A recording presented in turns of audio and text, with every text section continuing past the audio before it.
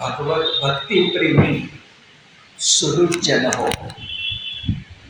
आजपासून भागवत पुराण निरूपणाच्या दृष्टीनं अत्यंत भाग्ययोग आहे.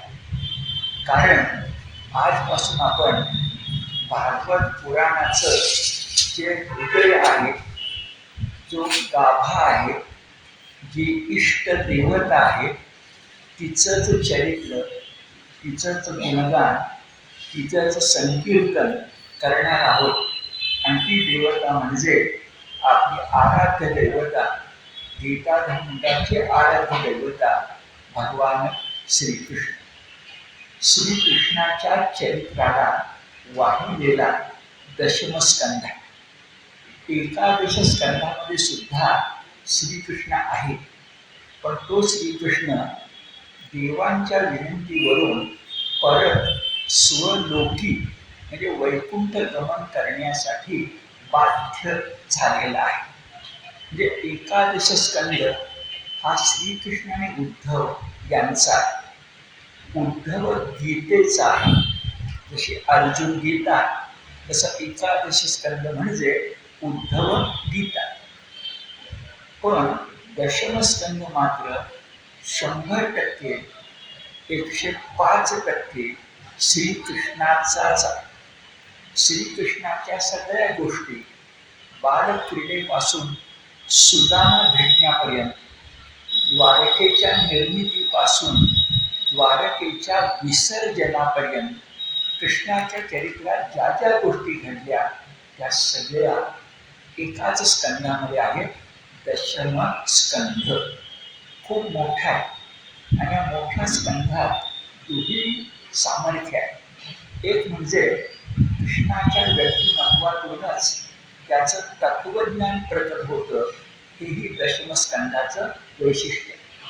आणि तत्वज्ञानाबरोबर भागवतकार हे आपल्या ज्ञानेश्वरांसारखे कवी असल्यामुळं फक्त तत्वचिंतन नाही आहे, तर त्याचबरोबर भाव नर्तन सुद्धा आहे, भावनांचा खेळ सुद्धा आहे. प्रापंचिक माणसाला, तुम्हाला मला जे नवरस आवडतात, त्या नवरसातले काही रस सुद्धा तुम्हाला मला भेटणार. म्हणून मी भाग्ययोग म्हटलं की आजच्या शनिवारपासून काही शनिवार आपण दशमस्कंधाचा आस्वाद घेणार आहोत. पहिला प्रश्न असा, दशमस्कंधाचं मोठेपण काय? तर असं म्हटलं गेलं, भागवत पुराण हा एक सुंदर वृक्ष आहे.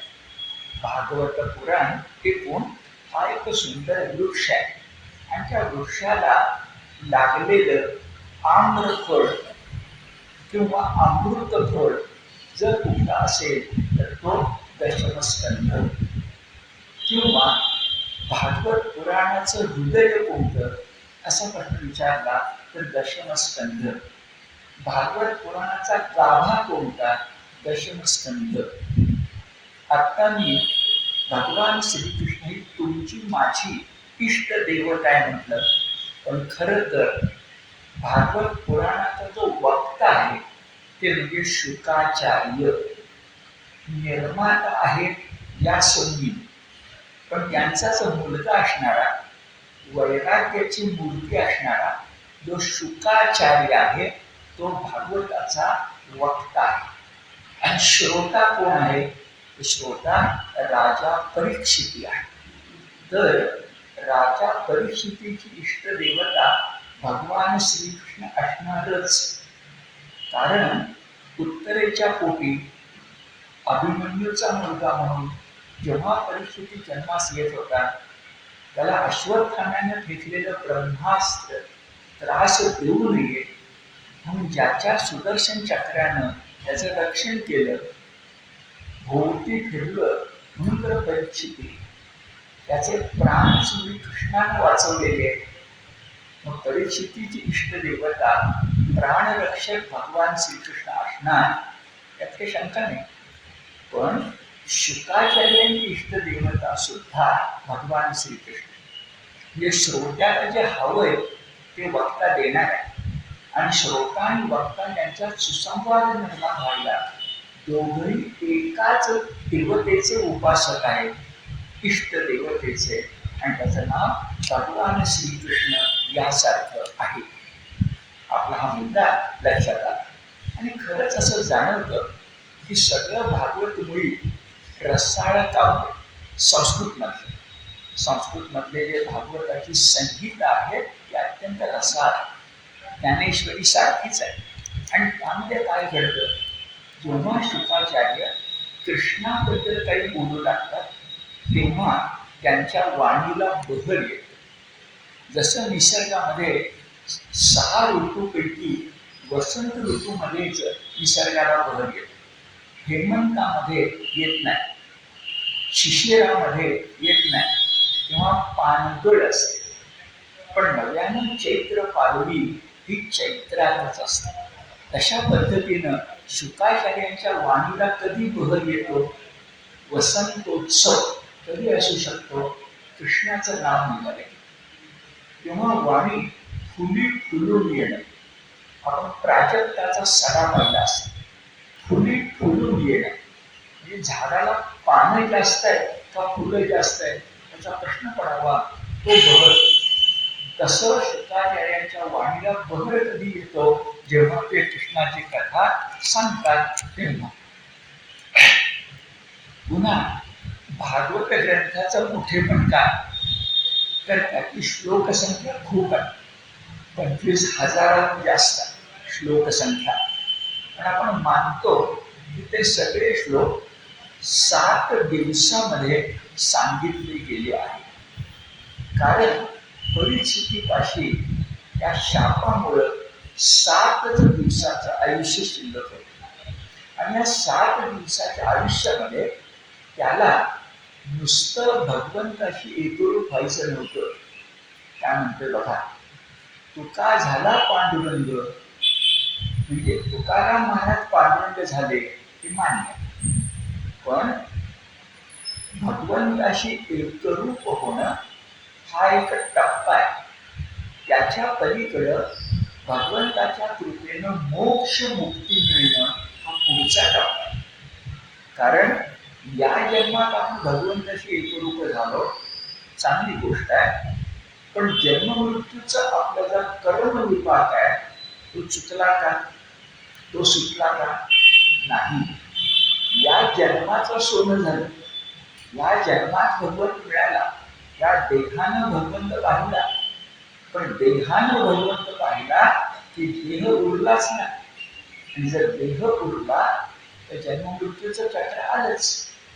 म्हणून विचार करूया, 7 दिवसामध्ये भगवंताला अपरिचितीला भगवंत चरणाशी एकरूप करून, भगवंताच्या चरणावर त्याचं डोकं ठेवून, त्याला भगवंताच्या नामामध्ये तन्मय करून शुकाचार्यांनी परिस्थितीला काय म्हणलं, तर भगवंताशी सायुज्यताच फक्त दिली नाही, 4 प्रकार आहेत ना, तर सायुज्यताच कोणी दिली नाही, तर त्याला मोक्ष मुक्ती दिली.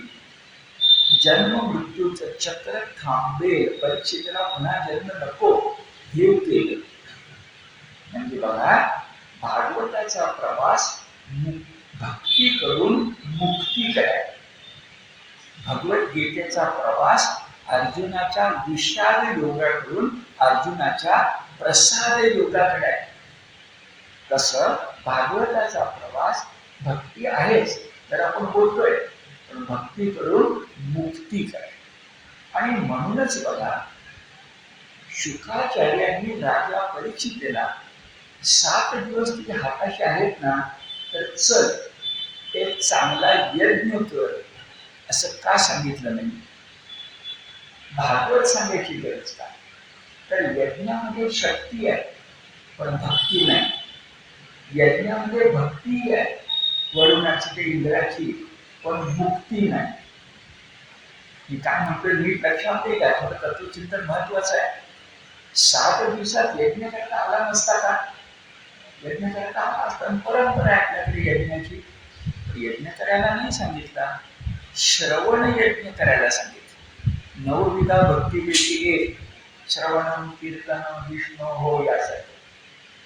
म्हणजे यज्ञ सांगितलं आपण गीतेच्या पद्धतीनं नाम यज्ञ सांगितलं. यज्ञानाम जप यज्ञोस्मी हा तेवढा फरक आहे लक्षात. पण शुकाचार्यांना नुसती भक्ती सांगून या जन्माचा प्रश्न सोडवायचा नव्हता, तर कायमचा सगळ्या जन्माचा प्रश्न सोडवायचा. मुख्य मुद्दा असा की जो ऐकायला बसलेला श्रोता आहे तो आसन्न मरण आहे. हा शब्द आपल्याला कळतो. दुर्धर आजार व्यक्ती कशी आहे, आसन मरण. पण भागवत आज 3000 वर्ष झाली पुन्हा पुन्हा आपण काय कर आपण थोडं गंभीर बोलणार आहे. कारण परिस्थिती चक्क आसन्न मरण होता आणि आपण सगळे आसन्न क्षणभंगूर आहोत. मरणाचा शब्द उच्चारू नका, भीती वाटते. पण क्षणभंगूर, आजचा क्षण आपल्या हातात आहे, क्षण.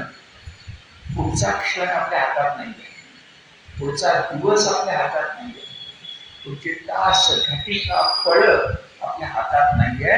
आणि हे भान देण्याचं काम भागवत करतं. जेव्हा जेव्हा हा विषय मी सांगतो व्याख्यानाच्या ओघात, तेव्हा एक गोष्ट सांगितल्याशिवाय मला राहवत नाही. आणि ती गोष्ट आहे संत एकनाथांच्या चरित्रात. गोष्ट ऐकली की काय म्हणतोय ते लक्षात येईल. एकनाथांच्या चरित्रात असा एक प्रसंग आहे. ते पैठणला होते आणि पैठण हे ज्याप्रमाणे आपल्या महाराष्ट्रातलं संस्कृत केंद्र होतं, दक्षिणेकडची काशी होती, तसं पैठण हे व्यापाराचं मोठं केंद्र. पैठणची पैठणी ही भारतात नव्हे तर भारताच्या बाहेर इराणपर्यंत जात. आणि श्रीमंती पण होती, मोठमोठे व्यापारी पण होते. आणि व्यापारी म्हटलं की तो जरी दानशूर असला तर त्याला व्यापारात व्यवहार सांभाळावाच लागतो. एक चांगला व्यापारी होता आणि व्यवहार सांभाळून होता, भरपूर पैसा मिळून होता. पण एक क्षण त्याचा असा आला की त्याला वाटलं काय चाललंय एवढं, आपण आता एकनाथांसारखं राहिलं पाहिजे. एकनाथांना कसा देव मिळालाय, आपल्यालाही देव मिळाला पाहिजे. आणि म्हणून तो पैठण मधला मोठा व्यापारी नाथांच्याकडे आला आणि नाथांचे पाय पकडून म्हणाला, तुला दुसरं काही नको, सगळं माहिती आहे, मी सोडायला तयार आहे, पण मला तुमच्यासारखा देव मिळाला पाहिजे.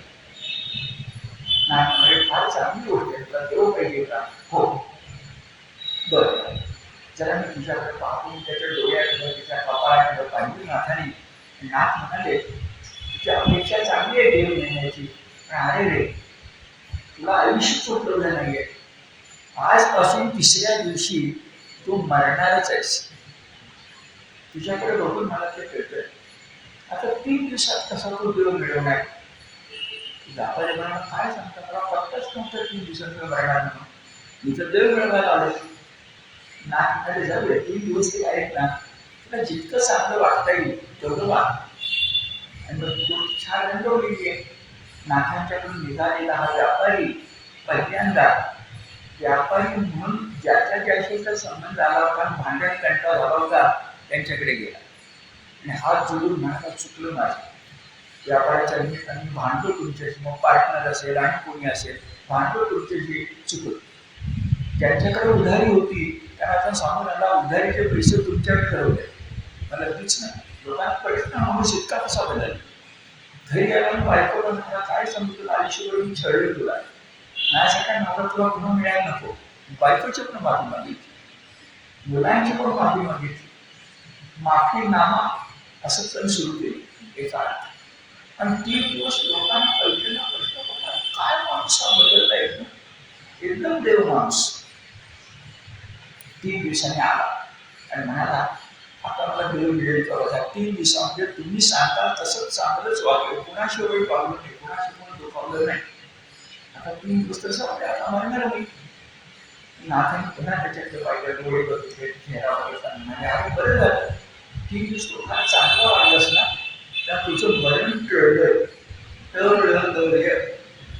किती दिवस आहे ते काही मला सांगता येणार नाही, किती दिवस आहे माहिती नाही, पण आता मात्र मरण टळले. आता एक तर या 3 दिवसात जसा वाढलास तसंच उरलेले आयुष्य तो खूप झाला आणि निघाला. तर नाथ म्हणाले, एक ऐक पुन्हा, हे तुला मी सांगतोय हे स्वतः मी करतो. तुला जसं 3 दिवसाचं मरण समोर दिसल्यानंतर तू चांगलाच वागलास, तसं संतांना प्रत्येक क्षणाला आपलं मरण दिसत असतं आणि म्हणून ते चांगले वाटत. याच्यातून नाथांच्या ओव्या आणखी 1000 आहेत. नाथांचा माझा थोडा अभ्यास आहे, तर त्याच्यातून मी स्वतः नाथांचे आणखी 1000 ओव्याचं मर्म काढले आणि ते मर्म फक्त 5 वाक्यामध्ये आहे. ऐका, कारण पंचसूत्री म्हणतो नाथांच्या वाक्याचे पण तत्वज्ञानाची. काय बरं? जीवनाच्या क्षणभंगुरतेचे स्मरण ठेवून, कोणालाही शब्द देताना उद्याचं द्यायचंच नाही, काय बरोबर आहे?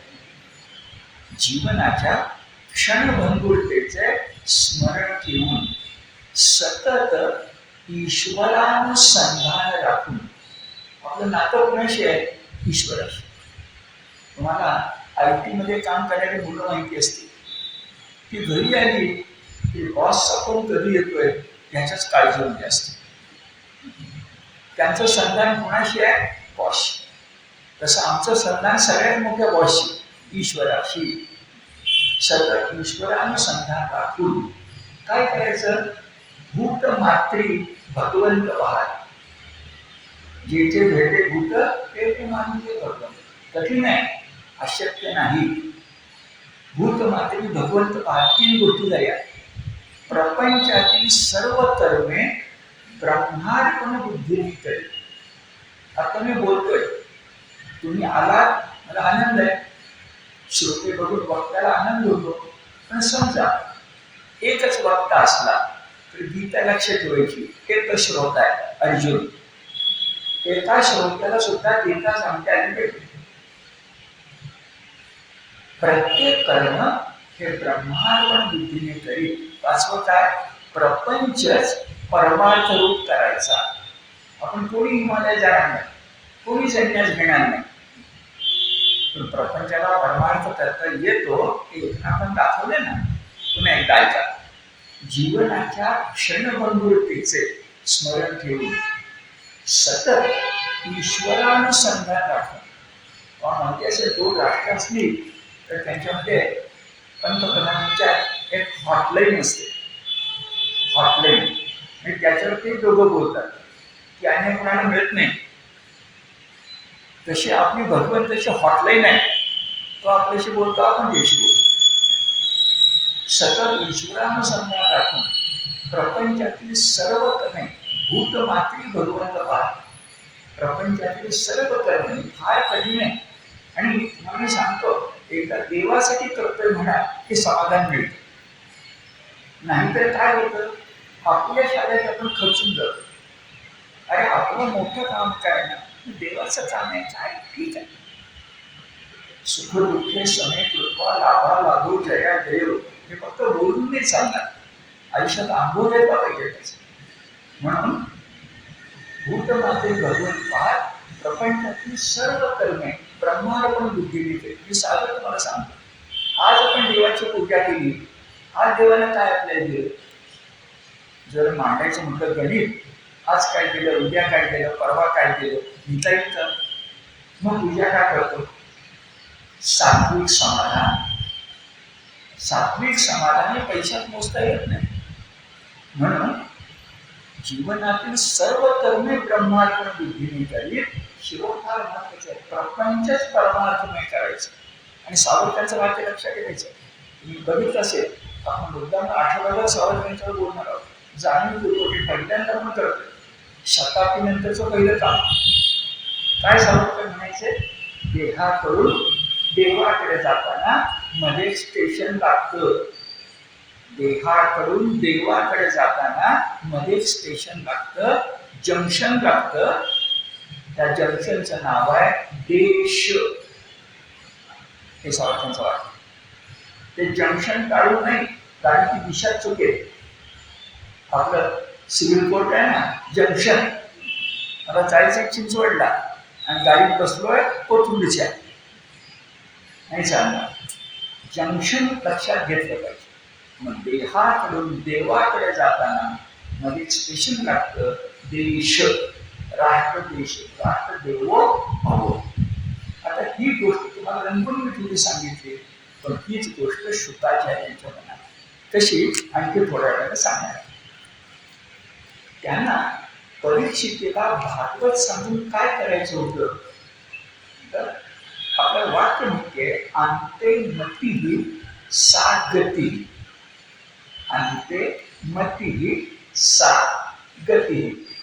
शेवटच्या क्षणी तुमच्या मनात जो विचार असेल तशी तुम्हाला पुनर्जन्मात चांगली सद्गती, सद्गतीचे मोक्ष लांब आहे, पण चांगला जन्म मिळण्याची शक्यता आहे. कपड्याच आहे ना, वासांशी गिळणारी यथा विहाय, मग खरखरीत कपडा मिळण्यापेक्षा तलम मिळू दे, कपडाच आहे. अंते मती सा गती. आता भरताची गोष्ट अथवा जड भरताची, तर काय करायचं होतं शुकाचार्यांना, तर महत्वाचा मुद्दा असा, परीक्षितीच्या मनामध्ये 7व्या दिवशी भागवत संपताना भगवान श्रीकृष्णा कुठलाही विचार, दुसरा कुठलाही विकार, दुसरी कुठलीही कल्पना येऊन यायची नव्हती. कारण पुन्हा गंभीर बोलणार आहे, कारण मोक्ष आत्म्याला मिळत नाही, मोक्ष आपल्या मनाला मिळतो. आपला जीवात्मा आहे तो पुढच्या देहात जाणार आहे, लिंग देह बरोबर, तो काही विकार घेऊन जाणार आहे आणि मुख्यतः मन घेऊन जाणार आहे. गीता काय म्हणते बघा, शब्द आपल्याला माहिती आहे, 15व्या अध्यायामध्ये आहे, मनःषष्ठानींद्रियाणि प्रकृती स्थानी कलशती.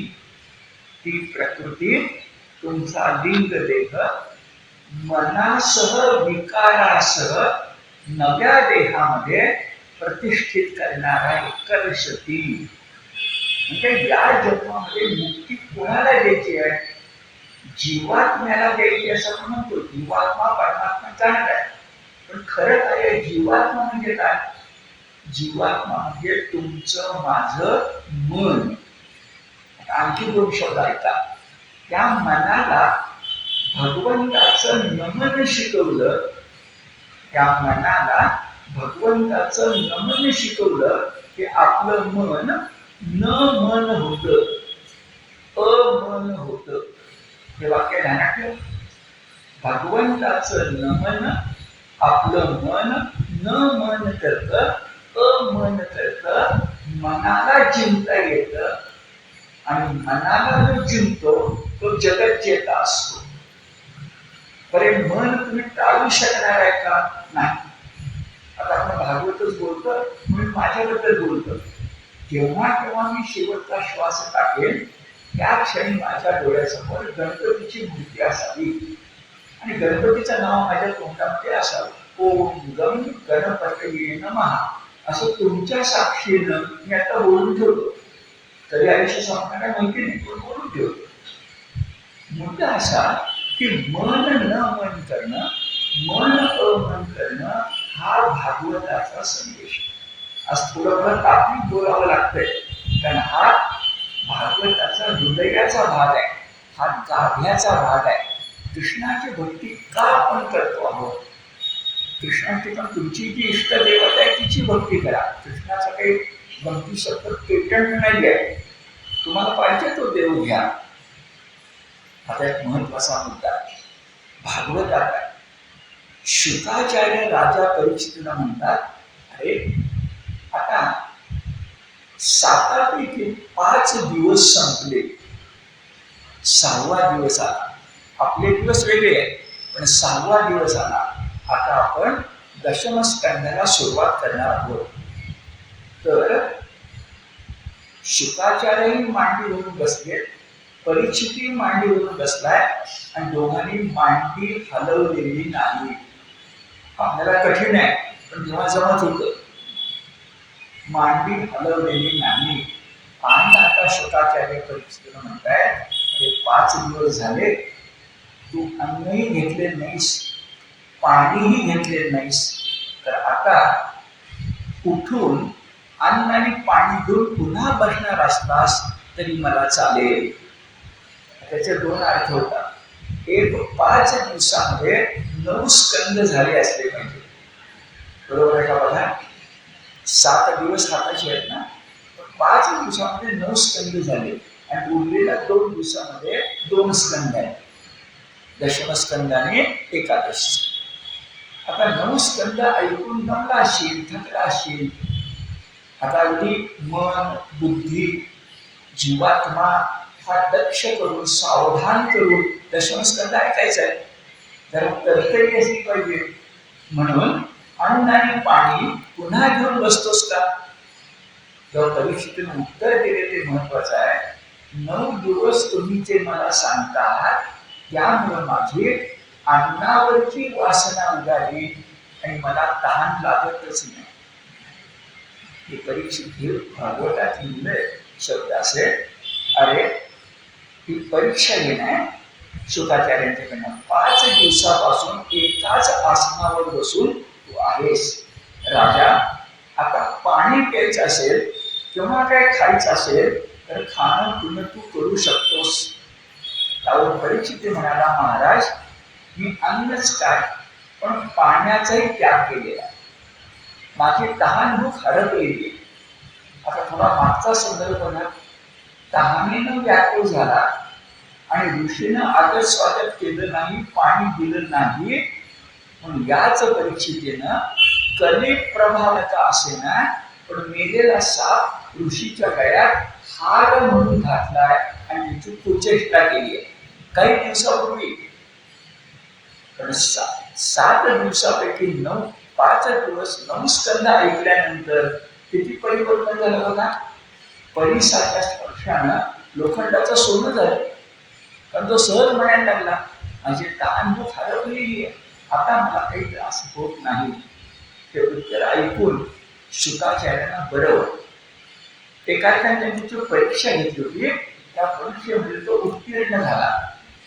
आणि भागवत कारण असं वाटलं, शुकाचार्यांना वाटलं की चला, जो आपला श्रोताहून शिष्य आहे तो सुपात्र आहे, सत्पात्र आहे. कारण आपल्याला गीतेने सांगितलंय, देशे कालेच पात्रेच तद्दान सात्विकम स्मृतम. आपला सात्विक दान करायचं.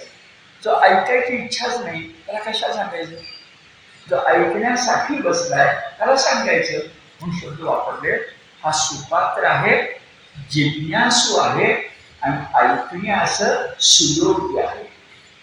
भगवंताची कथा भक्ताला सांगायची ना, आस्तिकाला सांगायची ना. नास्तिक आहे, पाखंड आहे, त्याला कशाला सांगायची?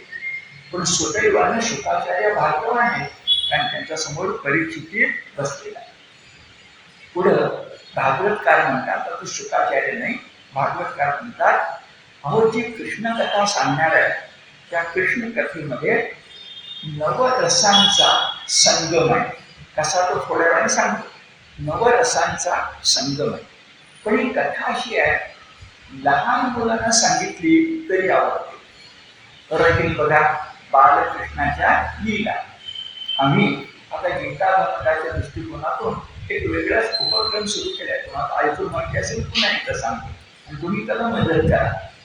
जसा गीता संथा वर्ग आपला चाललेला आहे, तसा आपल्याला जून पासून तर आता सुरू झालाय बाल संस्कार वर्ग चालवायचा. आणि पहिल्या वर्षी आपण पुणे महानगर डोळ्यासमोर ठेवले आणि येत्या वर्षात या जुलैपासून पुढच्या जुलैपर्यंत 23 जुलैपर्यंत आपल्याला पुण्यामध्ये सगळ्या सोसायट्यांच्यामध्ये संस्कार वर्ग निर्माण करायचा. गाव तिथे एसटी, तसं सोसायटी तिथं संस्कार वर्ग. आणि आपल्याला 1 शिक्षिका आणि 5 मुलं मिळाली पुढे.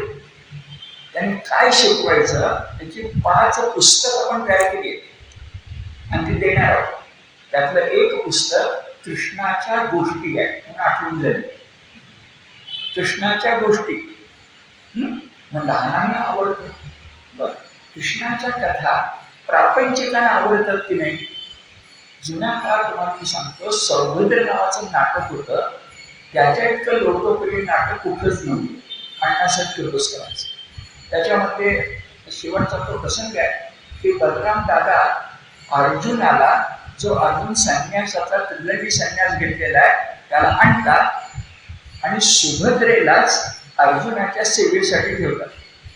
बलराम दादा जेव्हा कृष्ण मुद्दामून लबाडपणे म्हणतो बलरामाला, आपल्या दादांना, अहो बघा, तुम्ही सगळं सोडून या अर्जुन नाही, जो कोणी आणलाय तुम्ही संन्यासी, त्याच्या सेवेला सुभद्रेलाच ठेवलं.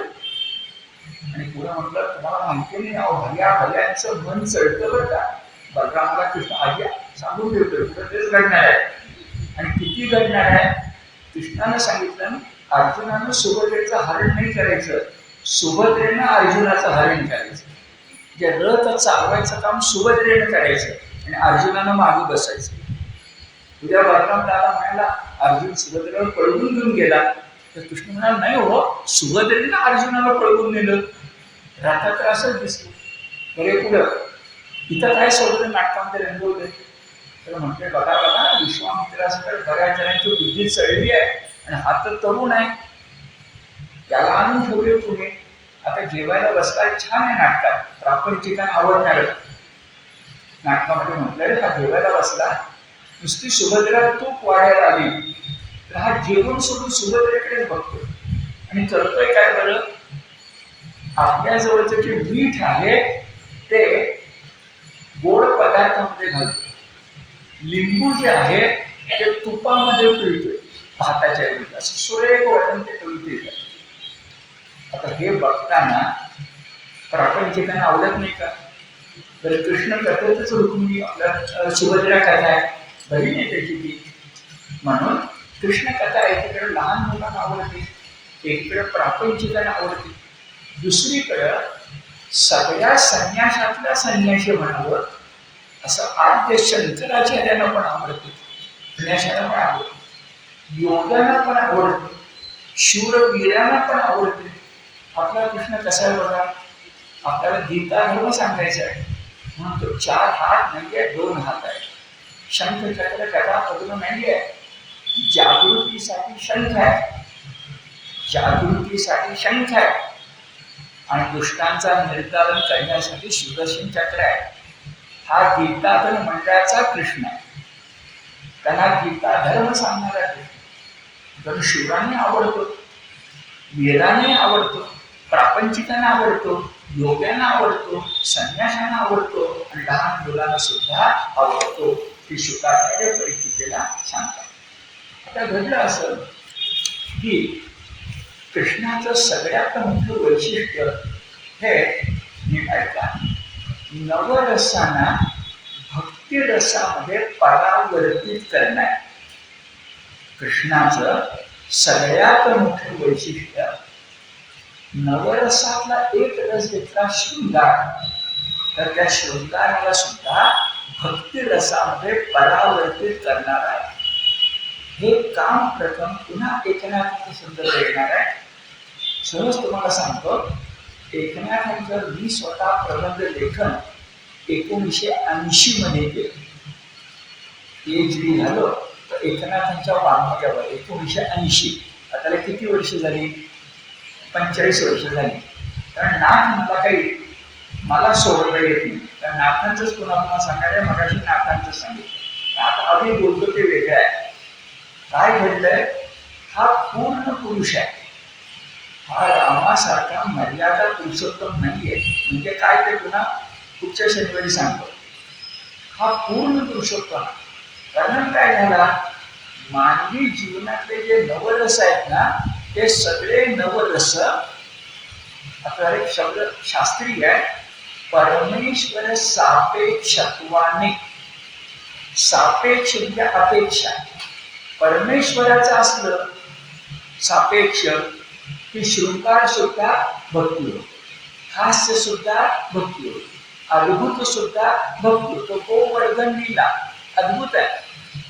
पण आपल्याला काय जाणवतं? भक्तीच. चालिया मर्दत अद्भुत आहे. आपल्याला काय जाणवतं? भक्तीच.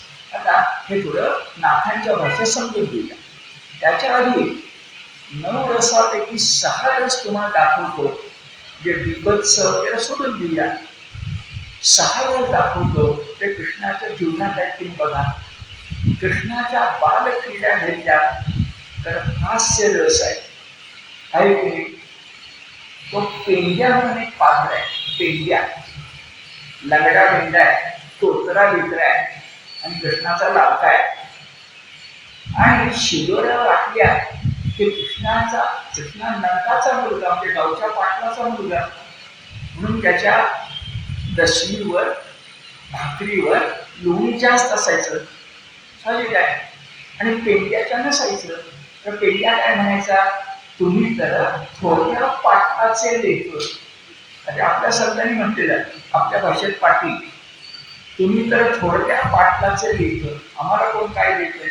मग पेंड्याला जवळ बोलवायचं आणि त्याला तर लोणी खाऊ घालायचं. त्यात हास्यरच नाही का? सगळे खेळ आणि सगळे आत्ता जे आपण खेळतो, एक मुद्दाम सांगतो, क्रिकेट सोडून. पण क्रिकेट सुद्धा तेव्हा चेंडू फळी होता, क्रिकेट नव्हता. आपल्याकडे चेंडू फळी होता, लगोरी होता, लपंडाव होता, पाच शिवणीचा खेळ होता, स्वतः राज्य देणं होतं, सगळं होतं.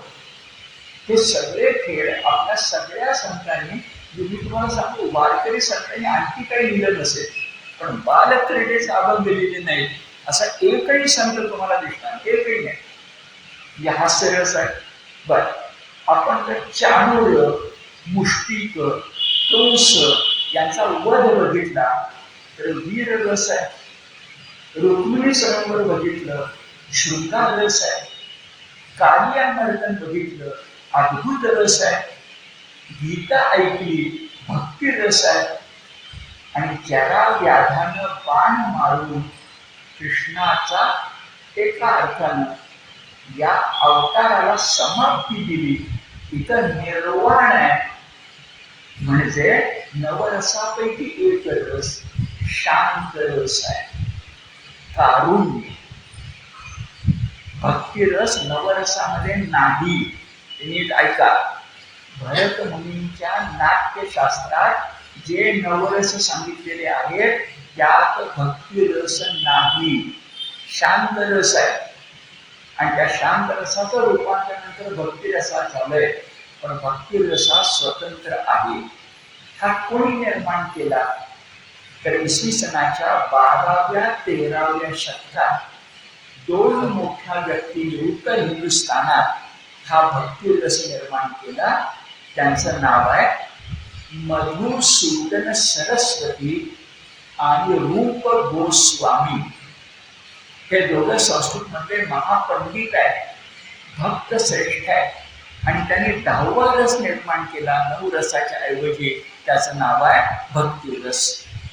आता रूप गोस्वामी जे आहेत त्यांच्या ग्रंथाचंच नाव आहे भक्ती रसामृत सिंधू. रूप गोस्वामी भक्ती रसामृत सिंधू. आणि एक आहे त्यांचं नाव मधुसूदन सरस्वती. त्यांच्या ग्रंथाचं नाव आहे भक्ती रसायन. आता यांनी भक्ती रसाची व्याख्या केली आहे.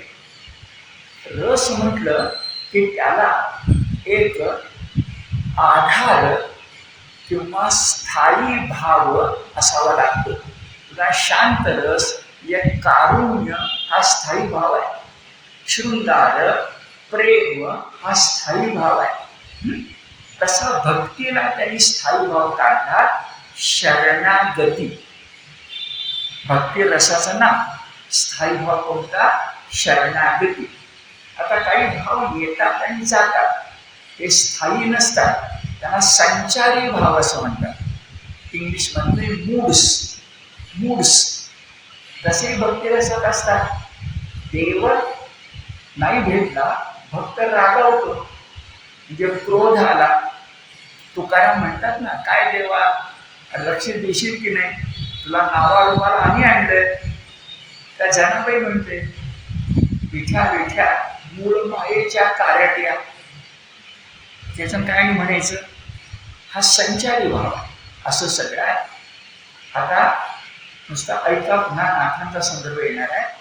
आपल्या मराठीमध्ये भक्तिरस हा कुणापासून सुरू झाला? म्हणजे ज्ञानेश्वरांच्या ज्ञानेश्वरीत भक्तिरस आहे का शांत रस आहे? ज्ञानेश्वर तर स्वतः म्हणताय शांत रस म्हणून, आपण म्हणतोय भक्तिरस. पण ते काय म्हणतात, शृंगाराची माथा पाय ठेवी. शृंगार हा नवरसांचा राजा आहे, पण माझा शांत रस शृंगार रसाच्या डोक्यावर पाय ठेवी. एवढा शांत रस मी ज्ञानेश्वरी निर्माण करणार आहे असं कोण म्हणताय? माऊली म्हणतात. पण याचा अर्थ काय झाला? ज्ञानेश्वरीतला रस कोणता? शांत रस, आणि तो तर नवरसामध्ये होता. म्हणजे मग प्रश्न येतो, भक्तिरस नामदेवांच्या अभंगात आहे, भक्तिरस हरिपाठात आहे, भक्तिरस अगदी एकनाथांच्या पर्यंत आहे. मग या भक्तिरसाला भक्तिरस आहे, पण रस म्हणून मान्यता, जाणीवपूर्वक भक्तिरस, अहो शांत रस नाही हा भक्तिरस, असं कोणी केलं? तर मानलं जात होतं, मी 1980 पर्यंत म्हणतो, कारण मी प्रबंधात वेगळा मुद्दा मांडलाय. 1980 पर्यंत मानलं जात होतं, वामन पंडितांनी केलं. त्या वामन पंडितांची अनेक सुंदर प्रकरणं आहेत. वनी खेळती बाळते पल्लवांचे, तुळे फोडिती मस्तकी पल्लवांचे, वगैरे सुंदर काव्य, वन क्रीडा ही वामन पंडितांची अनेक आहे. मी माझ्या प्रबंधात 2 मिनिटं आत्मस्तुती होती आहे. मी माझ्या प्रबंधात 1980 मध्ये असं दाखवून दिलंय की वामन पंडित शिवकाळातले आहेत. वामन पंडित शिवकाळातले आहेत, रामदासांचे शिष्य आहेत. त्यांच्या आधीच्या शतकामध्ये एकनाथून गेले, 1533 ते 1599. आणि एकनाथ पंडित होते.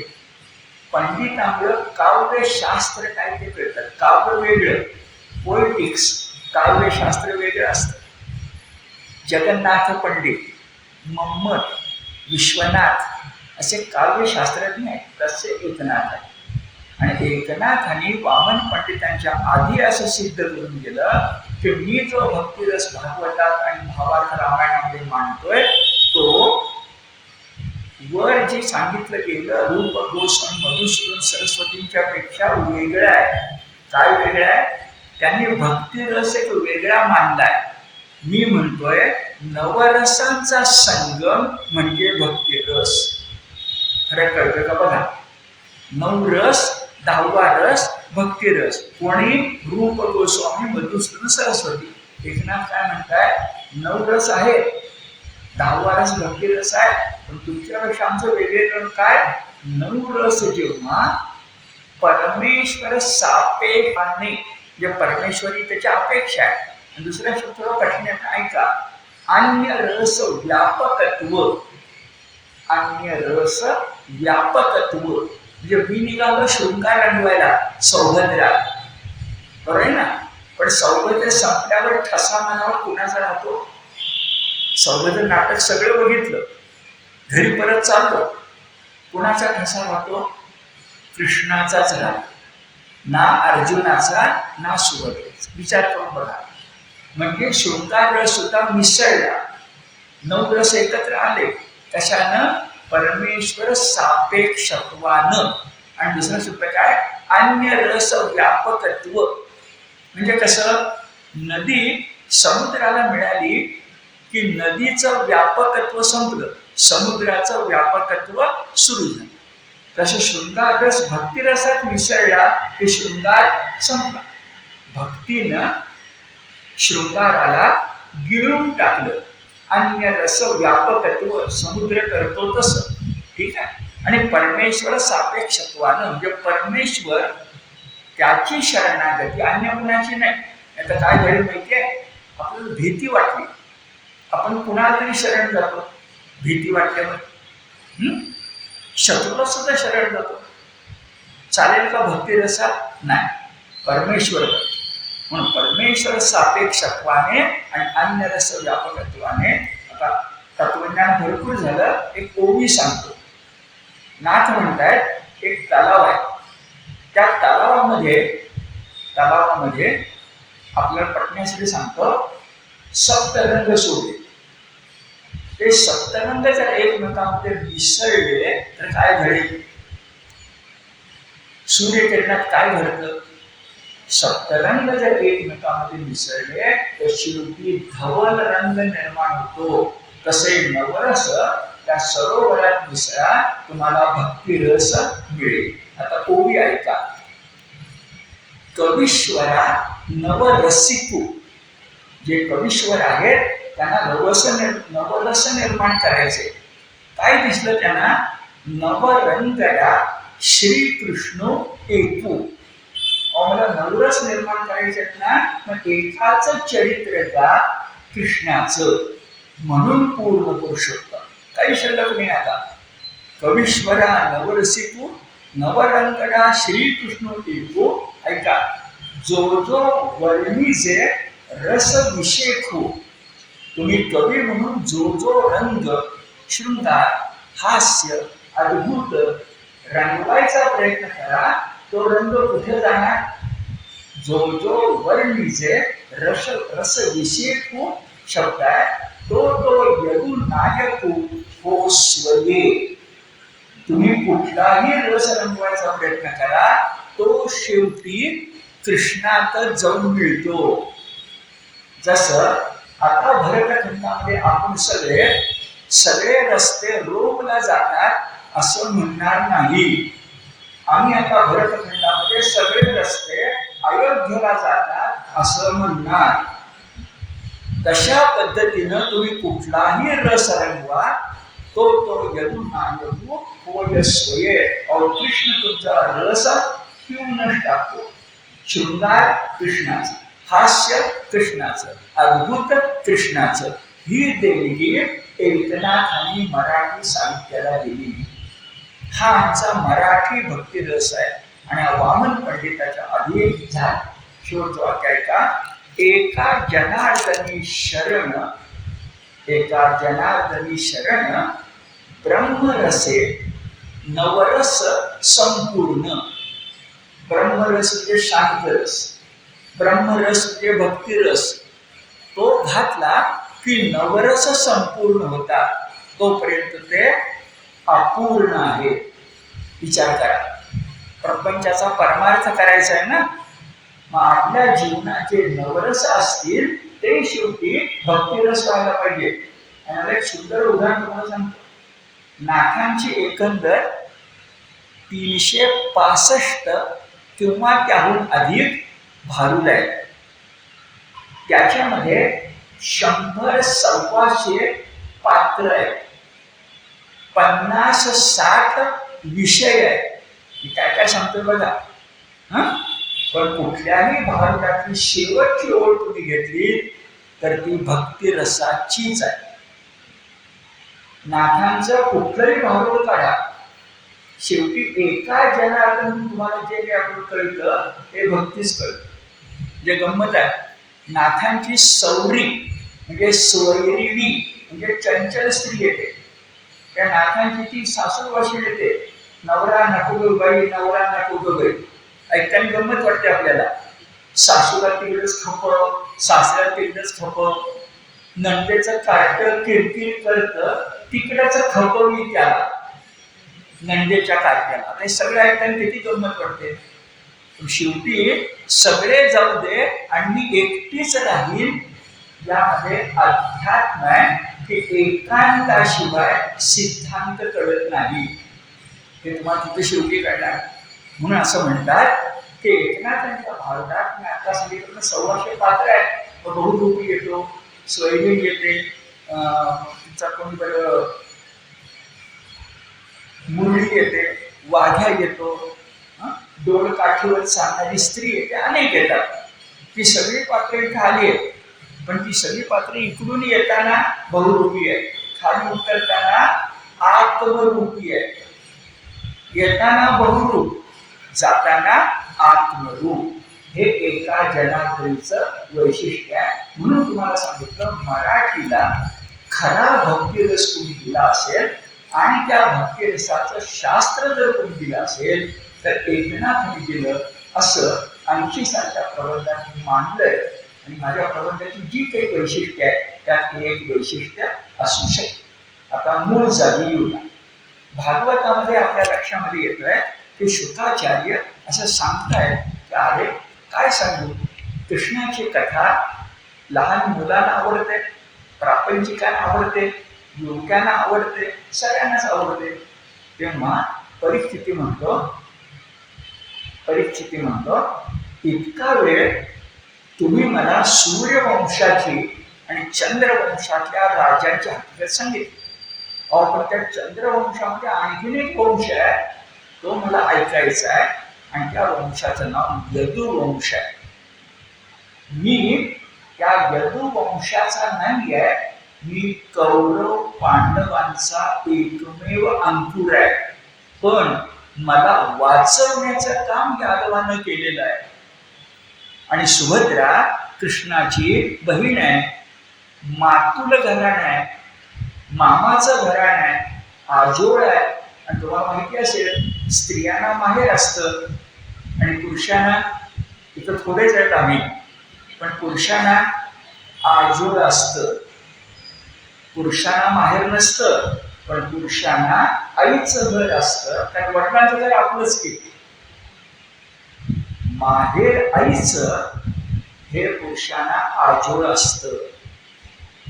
आणि आजोळी मुलीचा मुलगा म्हणून फार कौतुक आपलं होतं. हे लक्षात की मुलाचं कौतुक आजोळी होत नाही.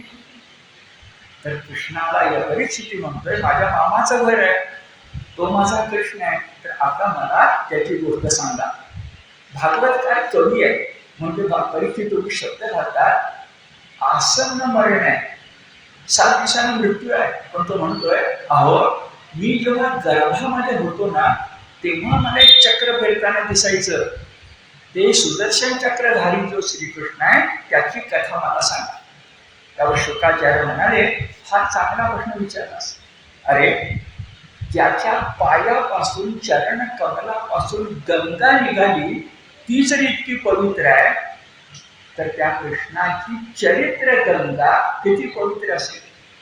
पायापासून निघालेली भौतिक गंगा जर आपल्याला कुंभमेळा महाकुंभमध्ये महत्वाची वाटते, चरणगंगा, मग वाग्गंगा, चरित्र गंगा, पराक्रम गंगा, भक्ती गंगा किती पवित्र असेल. ती पवित्रतम आहे आणि तिचीच हकीकत तुला मी सांग. घडलं काय बरं, आता थोडं 5 मिनिटांच्या गतीने जाऊया. घडलं काय बरं, नेहमीप्रमाणे पृथ्वीवर पापाचा भार वाढला. कोणामुळं, गर्विष्ठ राजांच्यामुळं. आणि जुन्या काळात यथा राजा तथा प्रजा.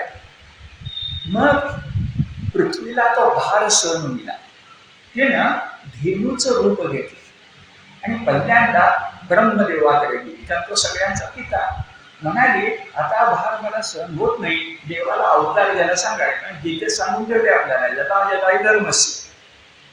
ब्रह्मदेव म्हणाले मी एकटा काय करणार, विष्णूकडे जाऊया, महाविष्णू. पण एकटे जाऊया नको, शंकराला पण बरोबर घेऊन जाऊ, तेवढं वजन पडतं, एकटा मी नको. म्हणून ब्रह्मदेव, शंकर आणि धेनू सगळे गेले. कृष्ण म्हणजे विष्णू कुठं, शेषशाही क्षीरसागरामध्ये. त्याला प्रसन्न करायला तर भागवतकार काय सांगतात, त्याला प्रसन्न करायला त्यांनी पुरुष सूक्त म्हटलं. आपल्याला सगळ्यांना आपल्या परंपरेत पुरुष सूक्त माहिती आहे. देवामध्ये देवाच्या पूजेमध्ये पुरुष सूक्त म्हटलं जातं.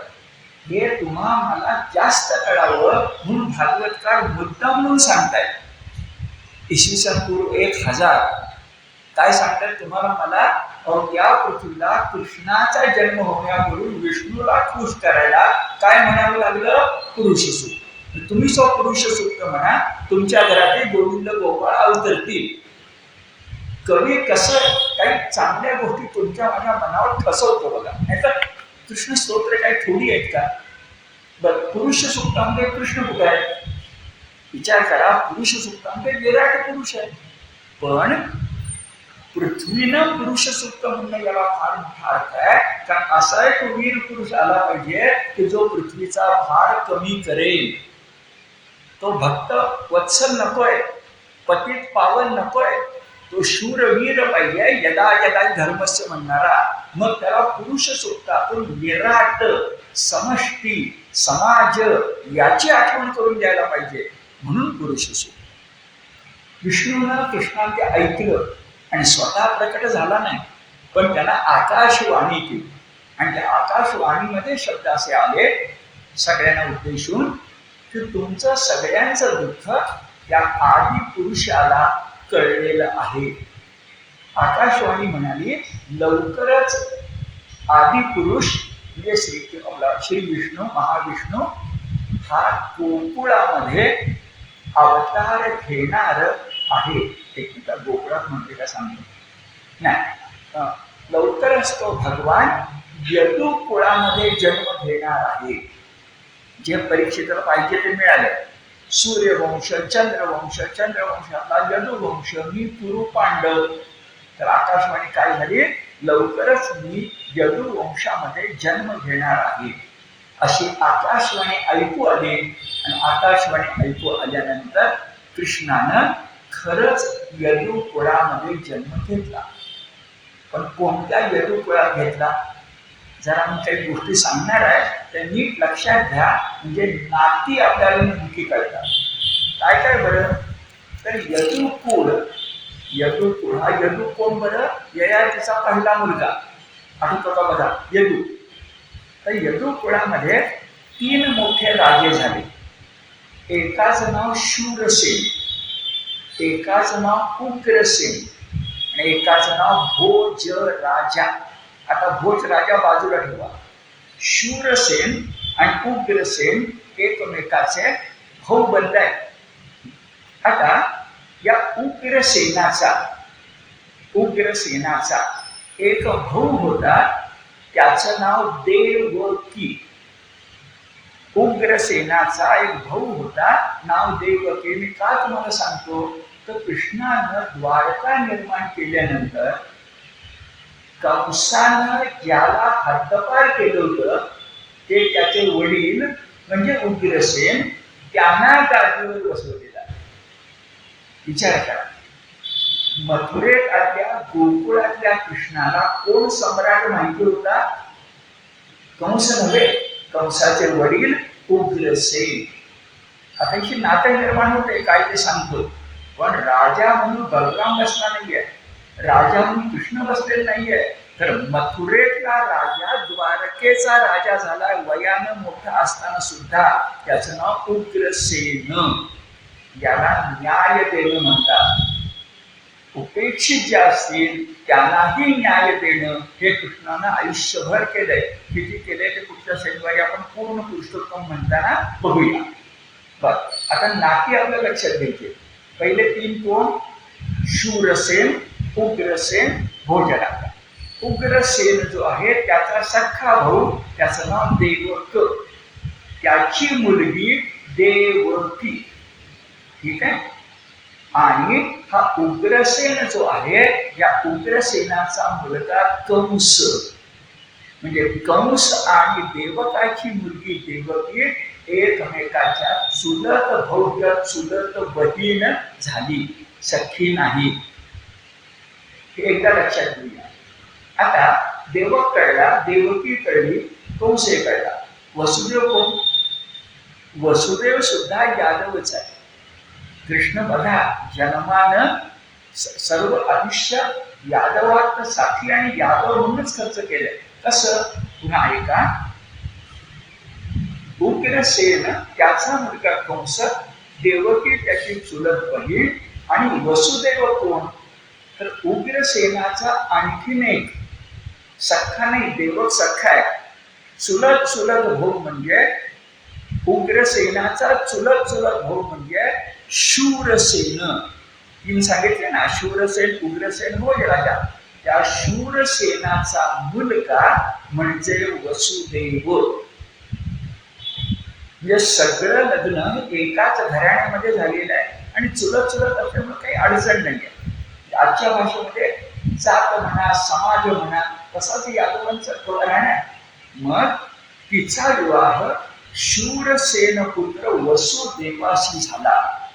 आणि पुढे तुम्हाला माहिती आहे, या विवाह प्रसंगी कृष्ण स्वतः, आपलं कंस स्वतः वधूवरांना मिरवणुकीला नेत होता. पण जाता जाता ऐका, आपल्या भागवत काळामध्ये या देशामध्ये किती श्रीमंती होती. कोणी UN संघ घेतो आणि आपल्या श्रीमंतीचं वर्णन करतो, कोणी परकीय घेतो आणि आपल्या श्रीमंतीचं वर्णन करतो.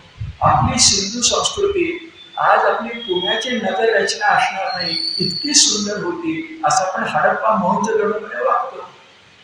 मला हे मुद्दामून सांगावं असं वाटतं की मानधन म्हणून, वरदक्षिणा म्हणून काय काय देण्यात आलंय एकाकडून दुसऱ्याला, हे जाता जाता ऐका. म्हणजे श्रीमंती आपल्या कानामध्ये साठवून आपण जाऊ शकू. इथं हुंडाबंदी वगैरे काही लक्षामध्ये घेऊ नका. तर आंदण काय काय दिलं, काय काय दिलं ते लक्षामध्ये घ्या. आणि पुढचं आधी सांगतो. अनेक जण म्हणतात हे काय कल्पित आहे, हे काय खोटं आहे, हा काय तुमचा इतिहास नाही आहे, ह्या तुमच्या कल्पना आहे. तर विवेकानंदांनी उत्तर दिलं, लक्षात ठेवा, कल्पना सुचायला सुद्धा वस्तुस्थितीचा आधार लागतो. आणि विवेकानंदांनी सांगितलंय, पक्षी उंच उड्डाण करतो पण एका फांदीवरून उड्डाण करतो, ती फांदी लागतेच. तसं कल्पना सुचायला सुद्धा काहीतरी बघावं लागतं वस्तुस्थितीत, तर उंच उंच भरारी घेता येते. आता ऐका, सुवर्ण माळांनी शृंगारलेले 400 हत्ती, 15,000 घोडे, 1800 रथ एवढे वसुदेवाला आंदण म्हणून मिळाले. एवढी श्रीमंती आपल्याकडं होती. आता प्रत्यक्ष वधूवर चालले किंवा काय आकाशवाणी होणार आणि पुढे काय काय घडणार हे शनिवारी आपण पाहूया. आत्ता मात्र आंदण आपल्यालाच मिळालंय असं समजून आनंदानं आपण घरी जाऊ.